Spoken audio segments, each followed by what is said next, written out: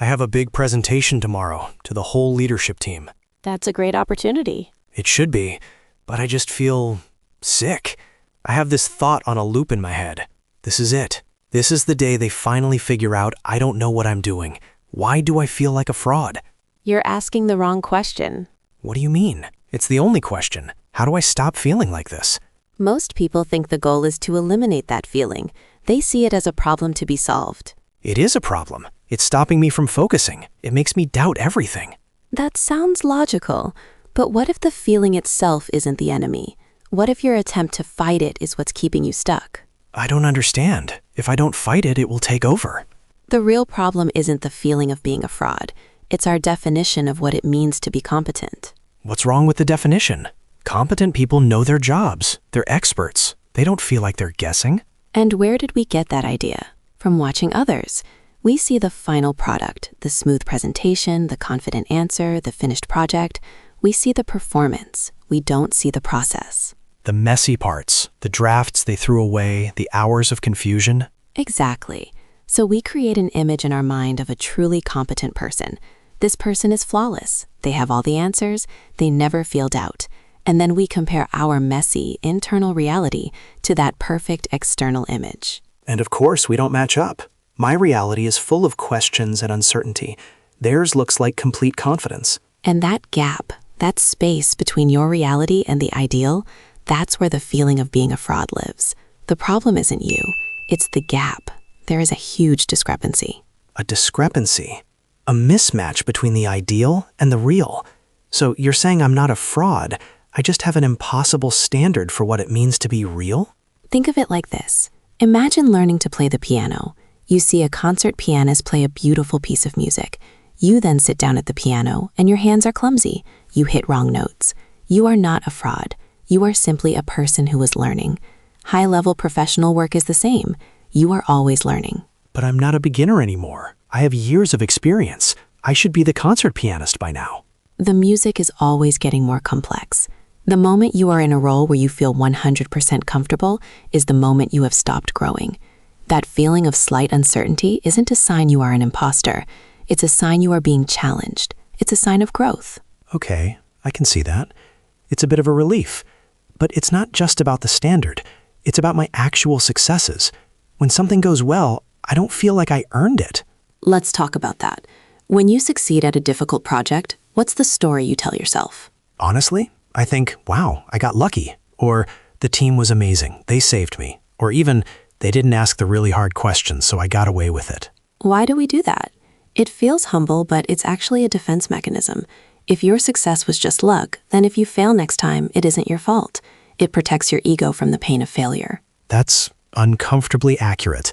I'm protecting myself from future failure by not taking credit for current success. But this strategy quietly fails, because if you cannot take ownership of your successes, you can never build a foundation of real confidence. You're building your professional identity on sand. Every success feels like a temporary event, not a part of you. You're failing to make a correct attribution. Attribution? You mean attributing the success to the wrong cause? I say it was luck when it was actually my hard work. Your attribution model is external. You give credit to luck, to other people, to timing, everything outside of yourself. To build real confidence, you need to shift to an internal attribution model. You have to connect your actions to your outcomes. How? It feels arrogant to just say, I did that. It's not about arrogance. It's about accuracy. After a success, get specific. Don't just say, the project went well. Say, my research in the first week was critical. The way I organized the team's tasks saved us time. The slides I designed made the data clear. Connect your specific efforts to the specific positive results. So I'm not just saying I'm great. I'm creating a logical, evidence-based case for my own competence. Exactly. You are being a good scientist about your own work. That makes sense. But it leads to another problem. When I do get praise from my boss, it feels good for a moment, but then it vanishes. It's like the confidence doesn't stick. It's like drinking salt water when you're thirsty. It provides temporary relief, but makes the underlying problem worse. Why doesn't it stick? Many people believe that if they just get enough praise, enough positive feedback, the feeling of being a fraud will finally go away.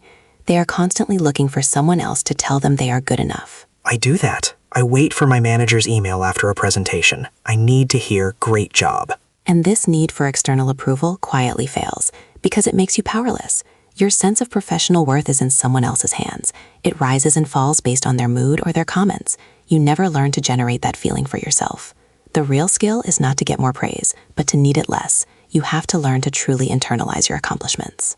Internalize them. Make them part of me. So when someone says "good job," instead of just feeling relief, I should think, what? You should think, yes, that aligns with my own assessment. I also believe I did a good job, and here is the evidence. The external praise should confirm what you already know, not create the feeling from nothing. The praise should be a confirmation, not a rescue. Precisely. You are the judge. The outside world is just the jury providing its opinion. A useful opinion, but not the final verdict. This is all making sense, but I have to push back. If this is true, why do so many smart, successful people feel this way?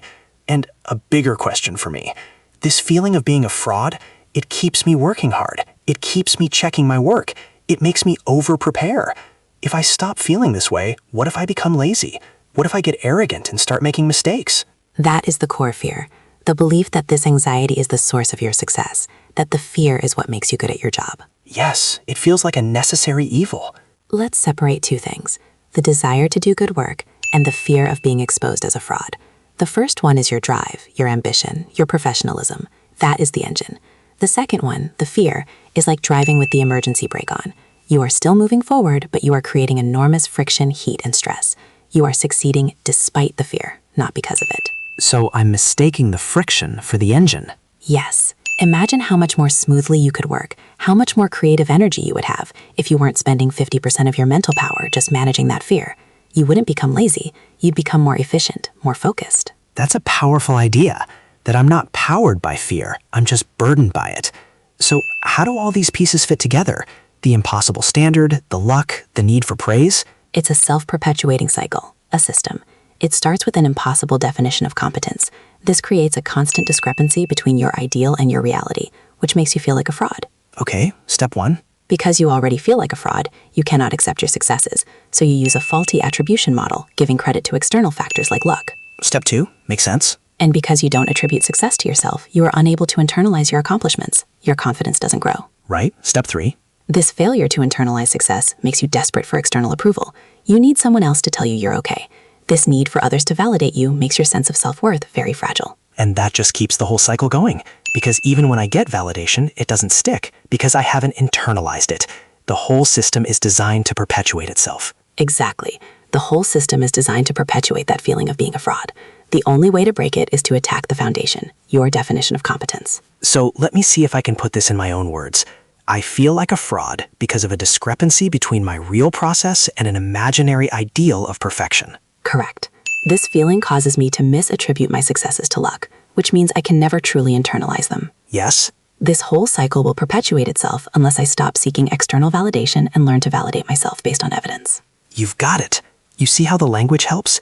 It gives you a precise way to think about the problem. It's not a vague feeling anymore. It's a system you can understand and change. It feels less scary. It feels more like a mechanical problem now, not a fundamental flaw in me. The attribution part is the most powerful for me. It's a habit I can actually change. And a small change there can interrupt the whole cycle. So when I walk into that presentation tomorrow, my goal isn't to not feel nervous. What is the goal? My goal is to redefine what that nervousness means. It doesn't mean I'm a fraud. It means I'm taking on a challenge. It means I care about doing good work. And if they tell you great job afterwards? I won't just feel relief. I'll think to myself, yes, that aligns with my own assessment. I also believe I did a good job, and here is the evidence. I will internalize it. And the feeling of being a fraud? Maybe it will still be there, a little bit, but it won't be the whole story. It's not a sign that I'm in the wrong room. It's a sign that I'm in the right one.